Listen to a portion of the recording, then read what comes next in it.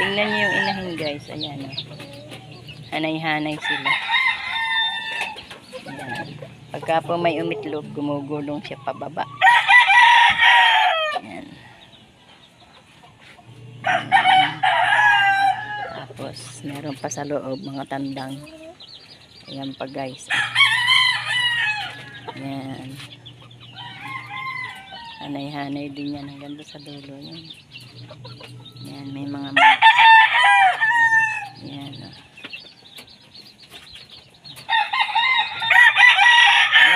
1, 2, 3, 4, 5, 6 may inahin pa sa loob. Ay, puro tandang pala ito guys.